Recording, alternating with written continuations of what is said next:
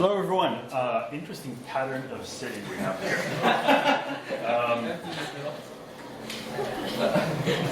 Come on in. So, thank you, everyone, for picking this room at this time. My name is Segal, and I'm going to talk to you a bit about design systems, as you may have already figured out. Before we start, by show of hands, who here is working on design systems or has worked on design systems? Perfect. Awesome. So hopefully you will understand some of the things I'm talking about. A little bit about myself to give you context on who I am. I started as a software developer, so first of all, establishing street cred here. This was in the previous millennium, and I was what you would call a full stack developer. Back then there was no name for it, we just did whatever we needed to do. About 10 years later I discovered UX and design, and I was very lucky to make the jump to that. And about 8 years ago I started managing people. Not necessarily with a mustache. And I've been leading and building design teams since. A bit over 3 years ago, I joined Thomson Reuters, where I currently work, and I will tell you a bit about what I do there today. So, I'm going to talk about this impossible task that I was hired to accomplish at Thomson Reuters.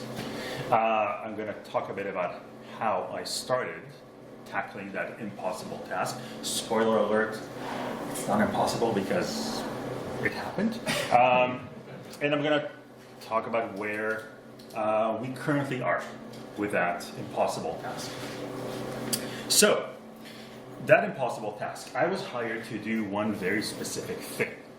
And that very specific thing was to come to Thomson Reuters and build one design system for the entire organization.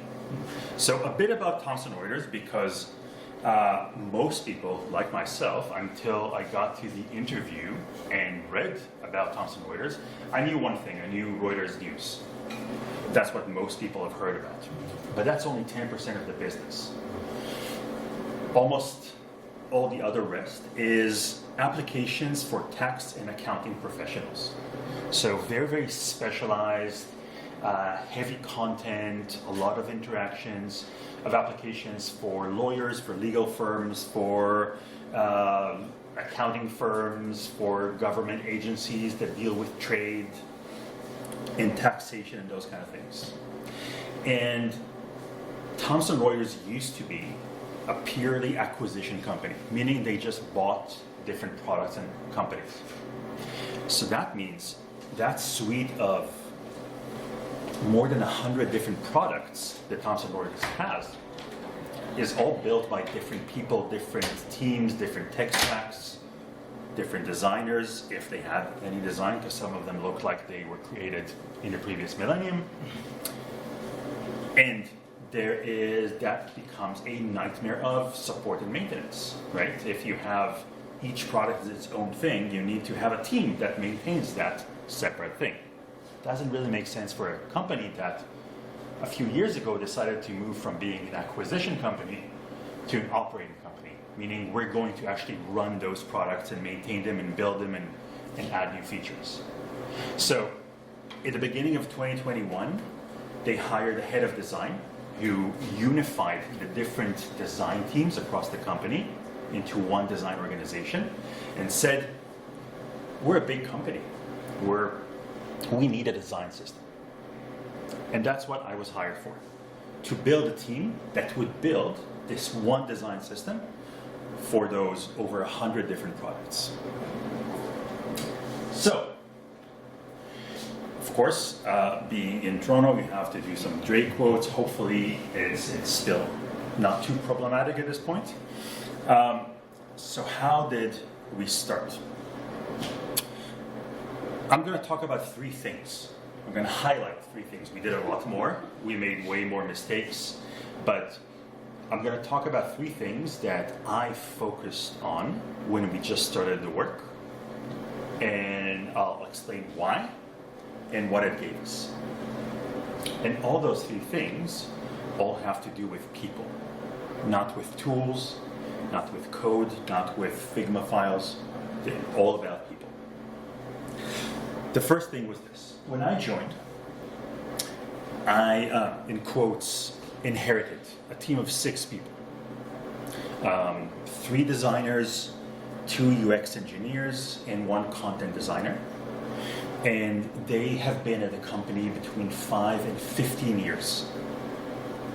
And they worked on some of those smaller design systems that were there for like specific products or specific segments of products. And they saw them all fail.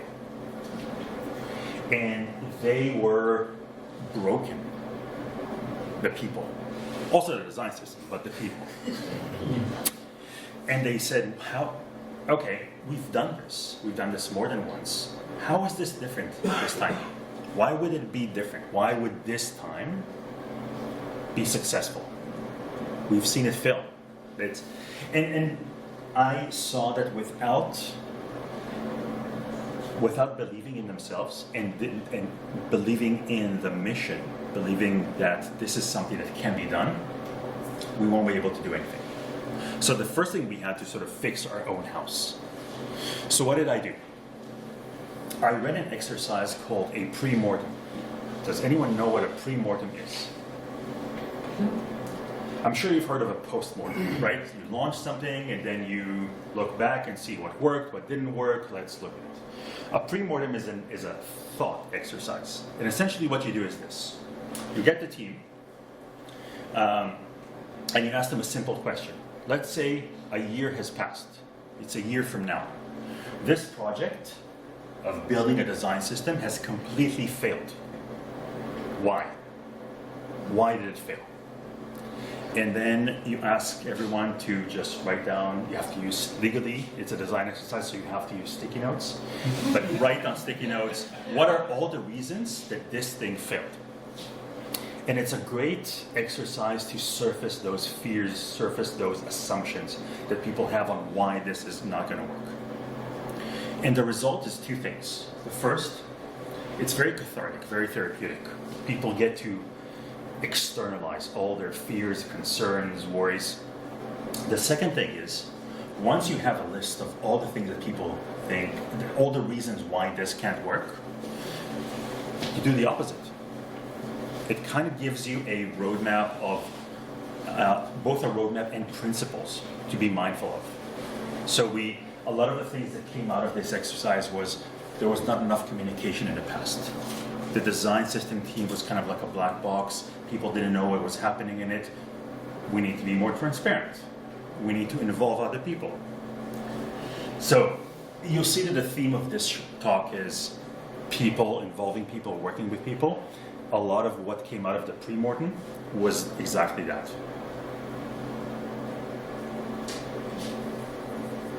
Whenever you start a new project, especially a design system, there comes a point in the near future, and it's always before you want it to happen, that some higher up asks, okay, when are we going to start seeing something?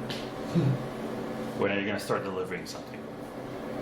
So we started getting that about 4 months after we started the work. We started getting those questions. Okay, when do we see a Figma library for the designers? So we had to deliver something. But one of those lessons we learned from the pre-mortem exercise is that we need to make sure we're involving people in what we're delivering. We can't just deliver what we think we should deliver. We need to deliver something that our consumers, the people who are going to be using the system, actually need. So what we did was we went to the way the design organization is structured. There's our team within the design ops, but there's also about 15 different design pods that each one is aligned with a specific product.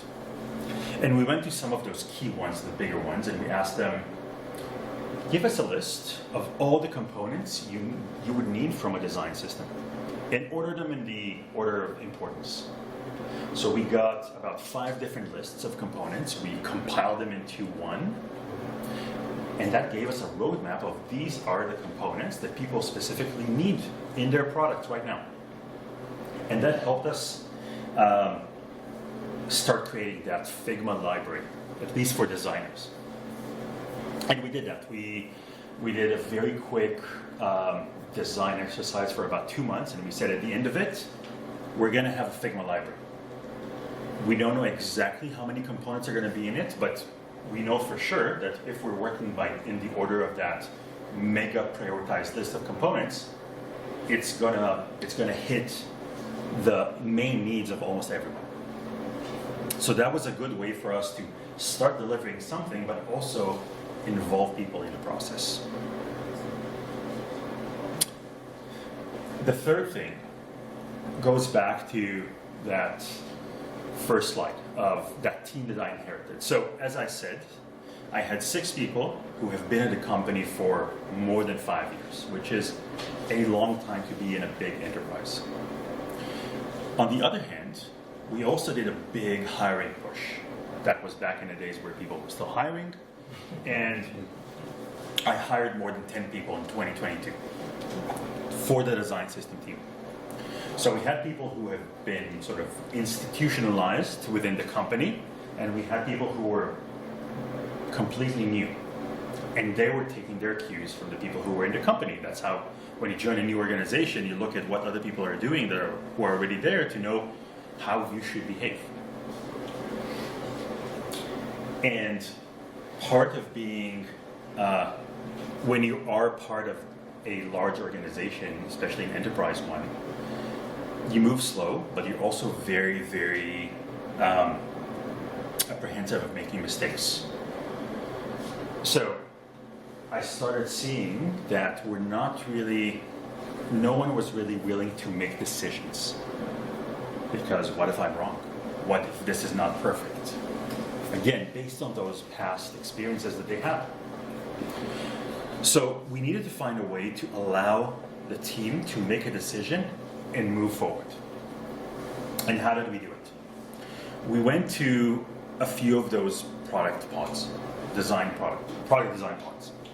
And we said, what is the bare minimum that you would need from a component in order to start using it within your product, in your designs? And they gave us a list.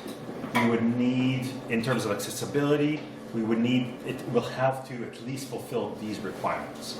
And in terms of we got those things. It will need to cover our main use case. Maybe not all the edge cases, but our main use case. And we had that list. That gave us a checklist that we then called ready to use.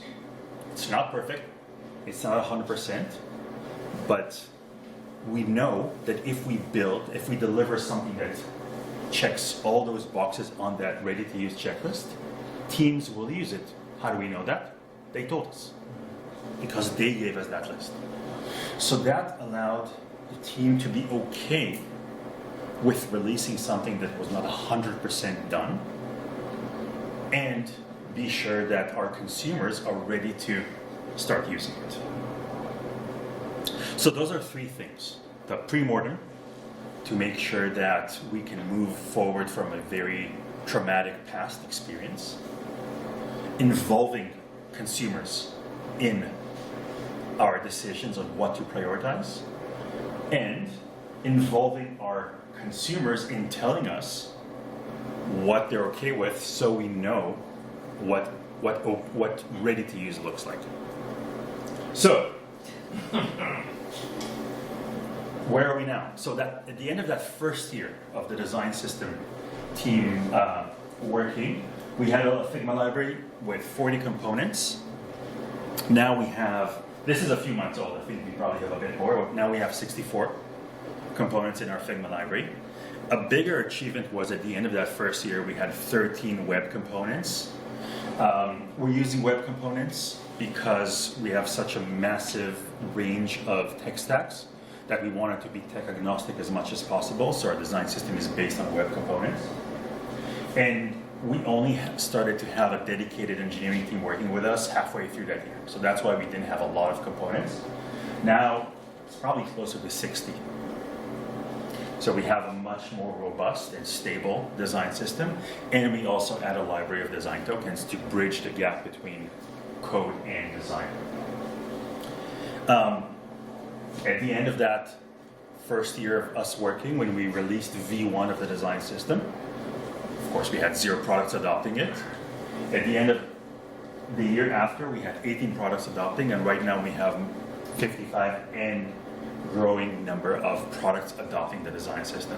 So, of course, building a good design system that is stable is very important, but also doing those things that address the people aspect was really, really critical. And we wouldn't be able to be here without that. So one last thing, if you remember anything from what I talked today, this is a quote from Gina Ann: design systems are for people. The people are the ones using it. And build with them instead of at them. That's it.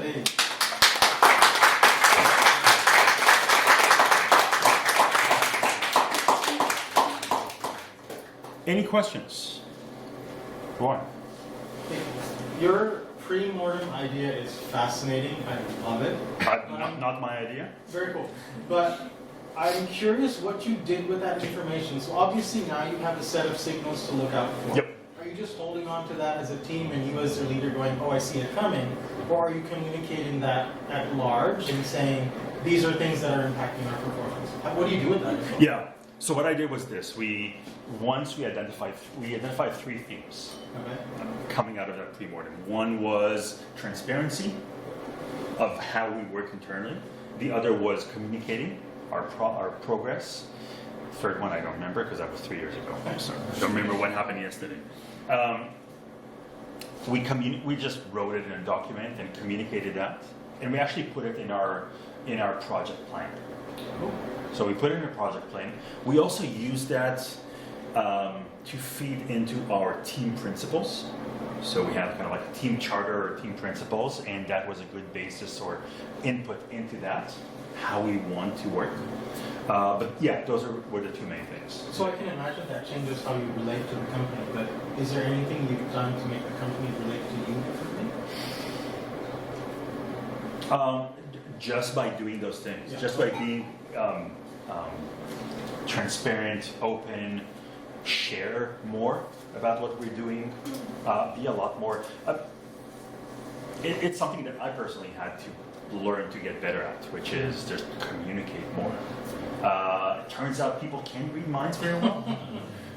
So you really need to do a good job of repeating yourself over and over and over, especially if you work on something and this is your 24/7 is the design system. It's not other people's. They have other things to worry about. So they don't necessarily know, like a big shock for product designers who work on, or developers as well, right? Front-end developers working on a component or a design that's specific for a use case, specific for a product. And then they say, why? It took me 2 days to do it. Why does it take a month for the design system team? Are they slacking? No, there's a lot of considerations of building it to scale, as you said earlier, and thinking of it from a system perspective and how not just this product can use it, but everyone can use it and build on it and extend it. And all those things need to be taken into account, that it's not something people are aware of, for example. Thank you. Yeah, thank you. Yes? Over a few different projects that I was involved in, I mean, it's quite important to mention about the system and obviously the documentation. When it comes to documentation, have you, or was there any type of specific type of design system building as an instructions? Is there any that's memorable to you? Because when I was involved in 3 or 4 different projects, they all had different types of documentation for design systems. Mm-hmm. And I cannot really generalize which one worked out better than the others, because obviously I was working with other developers too. And depending on the developer, depending on the designers, Mm-hmm. they talk in a certain languages, right? Yep. And it was quite puzzling to me, saying, how come is there how come is there one type of design documentation that works really better for everybody else, whereas the same design documentation, if you try to do it with other groups of people, Yep. it doesn't work the same way. And there's a difference between the synchronization on how the communication is better or not. Like which type of like documentation when you're trying it out works out the best. And I'm kind of wondering, is there any common way to do it better than like this one every single time? Yes, and. Every design system is unique, or should be unique to the organization that creates it. Of course, there are things like material design, or carbon, or to some extent Polaris from Shopify. They're trying to be sort of a global, not global, but more of a generic design system. But ideally, you would want to build a design system that fits your organization. There are different ways of communicating with people. And usually the things that are repeatable are not specifically the methods you would communicate with people, but how you figure out how to communicate with people. Those are the things you can repeat. And what I mean, I don't know how a specific engineer likes to learn about best practices of the design system, for example, or how to extend a component, or how to style with design tokens. But I can ask them. And this is something that we actually started doing last year. So in order to measure how well the design system is performing, kind of like think of it as a product, we started running surveys with designers and with engineers about how easy it is for them to accomplish the tasks they need to do using the design system and their satisfaction with it. And that surfaced, of course, a lot of things that we need more of this type of documentation. Like we'd love to see more do's and don'ts, or we'd love to see more of this kind of thing, or being able to do this. And of course, we don't have to do everything, but this is all great input to know what's working, what's not working, and where we need to provide different or better documentation. Where do we need to provide training? Sometimes it's people are not at a certain level that you want them to be. And those approaches are things you can repeat whatever design system, whatever company you're at. What you get out of it is probably going to be unique to the people you work with. Thank you.